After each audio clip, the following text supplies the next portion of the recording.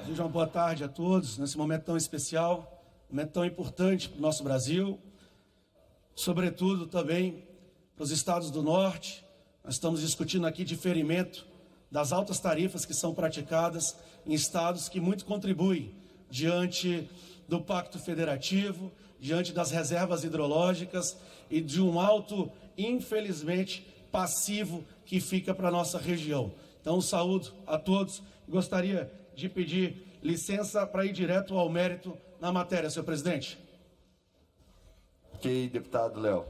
Consideramos conveniente e oportuna a medida provisória de número 998 de 2020, considerando a necessidade de se implementarem medidas que resultem na redução do custo da energia para o consumidor final, no aperfeiçoamento do arcabouço legal do setor elétrico e na viabilidade do projeto da usina termoelétrica nuclear Angra 3. A MPV número 998 de 2020 possibilitará a mitigação de efeitos econômicos da pandemia do Covid-19 sobre as tarifas de energia elétrica, implementando dispositivos complementares aos propostos durante a vigência da medida provisória de número 950 de 2020, na qual fomos relator e conseguimos encontrar a conta de desenvolvimento energético para suprir essa demanda, senhor presidente. A existência de recursos não utilizados em projetos de PID e eficiência energética na ordem de 3,4 bilhões representa uma oportunidade de mitigar os potenciais aumentos tarifários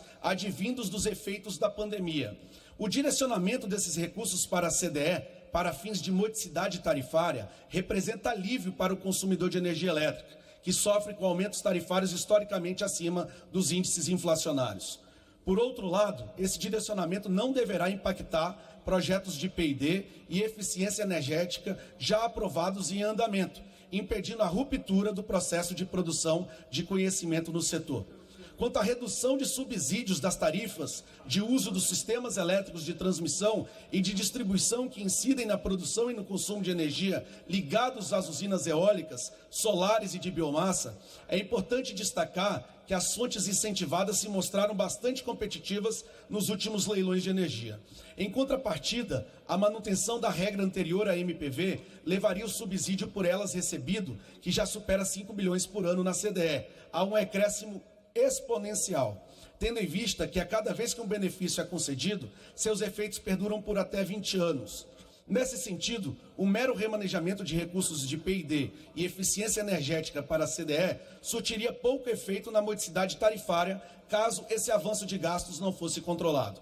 Importante destacar que a medida provisória prevê a instituição de mecanismo de substituição a esse subsídio, o que deverá assegurar a continuidade do crescimento da participação dessas fontes, agora em bases sustentáveis.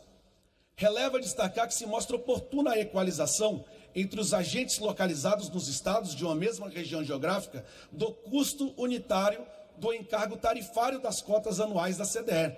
Até então, os estados do Acre, deputada Perpétua, e de Rondônia pagavam contas de CDE superiores às dos demais estados da região norte, considerando que estão interligados ao SIM por meio do subsistema Sudeste e Centro-Oeste. Esse dispositivo representa a correção de uma distorção histórica que onerava injustamente essas duas unidades da federação. Adicionalmente, ao alterar a forma de valoração da quantidade de energia elétrica no ACR, a medida provisória corrigiu outra disfuncionalidade, que provocava cobrança em duplicidade de encargos dos consumidores ligados às distribuidoras que atendem aos sistemas isolados. Esse dispositivo contribuiu para fornecer incentivos à privatização da distribuidora do Amapá, que tem enfrentado graves problemas para atender no seu mercado. Quanto à viabilização do projeto Angra 3, proporcionada pela matéria, releva destacar o importante papel desse empreendimento para assegurar a energia firme para o Sistema Integrado Nacional, o que é ainda mais importante no cenário contemporâneo, considerando o crescimento da participação das fontes intermitentes adicionadas ao sistema dos últimos anos.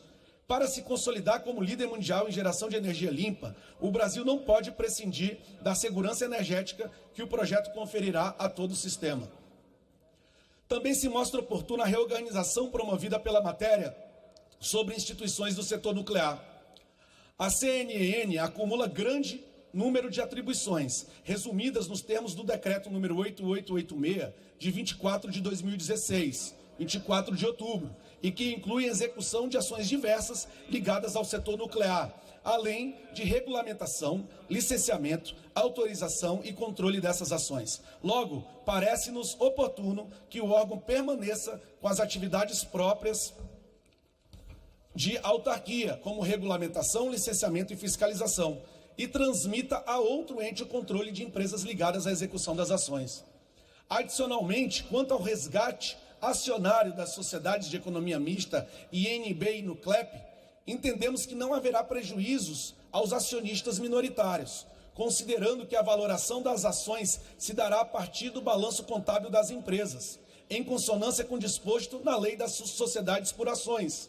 Ademais, trata-se de uma medida que possibilitará melhor organização do setor nuclear, permitindo que fique mais dinâmico e gerenciável.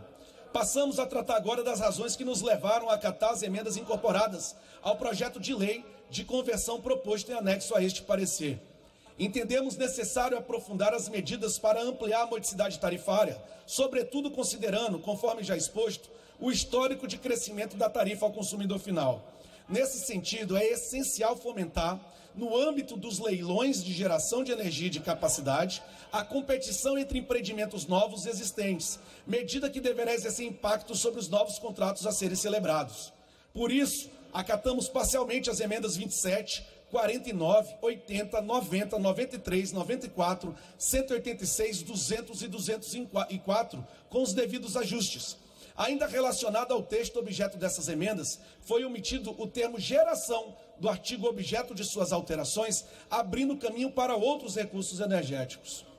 Também foram acolhidas as emendas 41 e 56, que estabelecem a necessidade de observância do disposto no inciso 23, artigo 21 da Constituição Federal. Esse dispositivo determina ser de competência da União tanto a exploração dos serviços e instalações nucleares de qualquer natureza, como o exercício do monopólio estatal sobre a pesquisa, lavra, enriquecimento e reprocessamento, industrialização e comércio de minerais nucleares e seus derivados.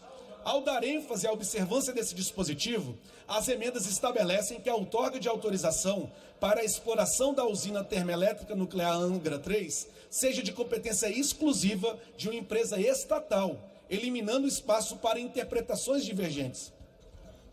Entendemos oportuno, adicionalmente, o acatamento da emenda 87, que permite, em caso de privatização, que seja outorgada nova concessão para contratos prorrogados nos termos da Lei nº 12.783, de 11 de janeiro de 2013. Ainda que haja vigente previsão legal similar, essa medida deverá conferir maior segurança jurídica para esse tipo de operação. A emenda 124 foi acatada por possibilitar uma ampliação dos segmentos econômicos englobados na destinação dos investimentos em eficiência energética, que na redação original estavam restritos à indústria. A emenda possibilitou aperfeiçoamento do texto da medida provisória. A emenda 163 possibilita o aperfeiçoamento do texto e assegura a destinação de montante mínimo de recursos para os projetos de pesquisa e desenvolvimento em eficiência energética, razão pela qual foi incluída no texto do substitutivo. Adicionalmente, considerando que a usina Angra 3 confere segurança energética para todo o sistema interligado, julgamos necessário que os custos relacionados ao contrato de comercialização de energia elétrica desse empreendimento fossem distribuídos entre todos os consumidores e não recaísse somente sobre o regulado. Dessa forma, visando possibilitar essa divisão, acatamos a emenda 199, que permite a criação de adicional tarifário para esse fim. Importante destacar que o término da validade da medida provisória número 950 de 2020 colocou em risco algumas medidas que garantiriam a correta aplicação e arrecadação de recursos relacionados à conta Covid. Nesse sentido, acatamos a emenda 192, que possibilitará a distribuição entre os consumidores ligados ao SIM dos custos decorrentes dos impactos da pandemia sobre o setor da energia. Adicionalmente, ainda na mesma esteira, julgamos necessária a introdução de dispositivo adicional, na forma da emenda do relator apresentada em anexo, que permitiu o resgate de outro dispositivo que expirou com o término da validade da MP 950 e que possibilitava o pagamento pela CDE de despesas relacionadas à conta Covid.